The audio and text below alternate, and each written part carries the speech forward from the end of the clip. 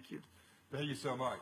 Let's, you referred to Mr. Gonzalez. How do the government initiatives and UNIDO's intervention benefit your company? If you consider that Colombia is a gold mine in terms of diversity, do you see sustainability, standards, and quality helping you to add value to your products, penetrate new markets, and secure long-term sustainability and prosperity? I really thank you, Todd, for your presentation, but I have to correct you. My name is Felipe Lara, not as the former president of Spanish president. I want to thank also UNIDO and Safe Plus its program in Colombia, the government and the PTP program, because they are trying to give us the quality, all the requirements we need to arrive to other markets. Vhera Lucci is a company, a Colombian company. It's a small one. We are passionate about biocosmetics, entrepreneurship, innovation, and most important, social inclusiveness. When we develop a product, we want to have a correct balance between the individual, the local communities, and the environment. We believe that we have passed the time in which social gaps were treated as a matter of charity. Nowadays, if we want to diminish social differences and have an equitable society, we have to understand that social responsibility has to be part of the business plan. And this is something we want to say to all entrepreneurships everywhere in the world, not only in Colombia. Especially in Colombia, and I have to talk about this, we are in a peace process. Many of these communities have passed through difficult situations, and they want to be part of a value chain, economical value chain, in this case, cosmetics value chain. Most of these communities are not prepared to be in this value chain because they don't have these requirements. So if they don't have these requirements, we cosmetic producers, it's very difficult for us to have these requirements to rise to sophisticated markets. We have created a model in which these local farmers, native communities, many of those displaced from war,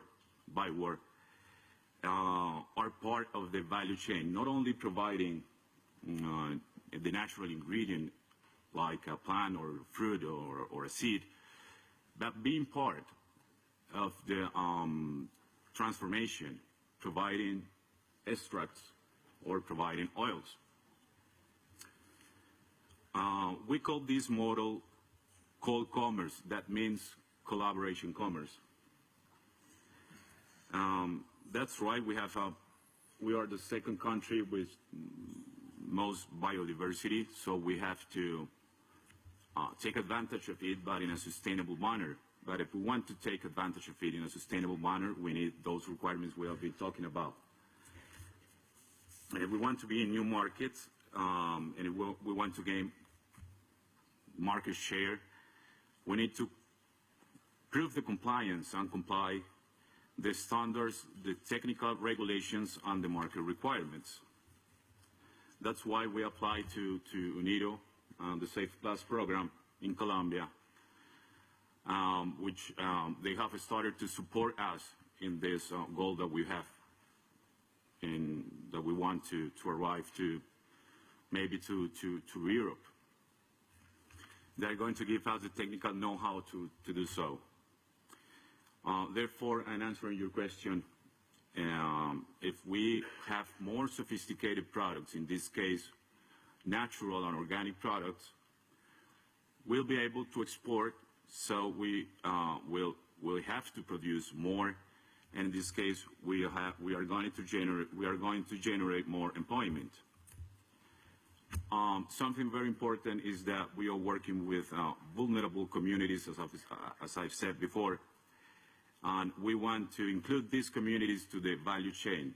And this is very important to finish with so many differences, social differences we have in our country. I want to point out also, if we start to support and we start to sell more, and if we have those requirements, technical requirements, we'll be able to upgrade the labor force skills.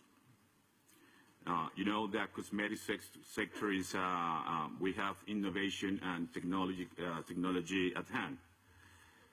Now, finally, we are going to create better income to these communities. And this is the way we think we are going to diminish poverty and social differences after 50 years of war. I think entrepreneurships, but not only entrepreneurs, but also the big companies has to think about how to include social communities in their business economical models. Mr. Lara, thank you so much, and the best of luck. Greatly appreciate it. So as we've seen from the discussion, building a quality system that responds to the market requirements and has a technical capacity to comply with standards and technical regulations systematically would generate a sustainable jobs and income, leading to shared prosperity throughout the value chain. The benefits of investing in a national quality infrastructure system do not only subside to one sector, but the facilities and services can be used throughout the economy. Can't overstress that. Furthermore, this capacity will then allow countries to integrate into global markets and, as in the case of Colombia, become an export-led economy.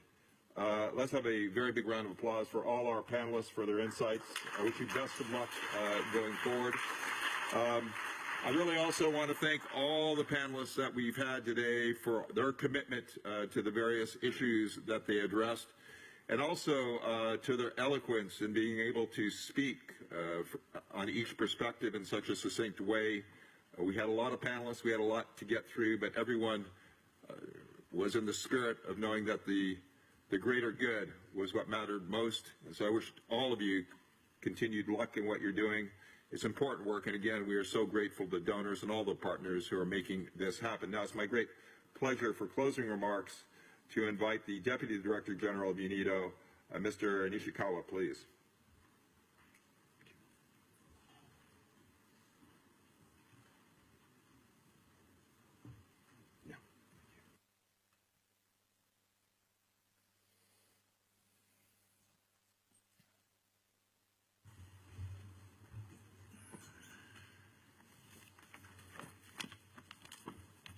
Thank you very much.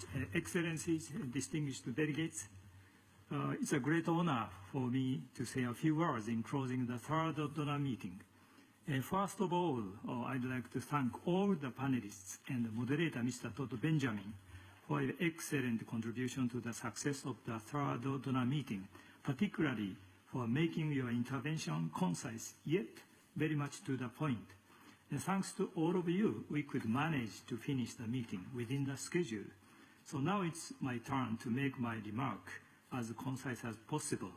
So as you know, since the first donor meeting, we have asked all the participants to provide the Secretariat with feedback on how we could improve the meeting and make it more meaningful for us.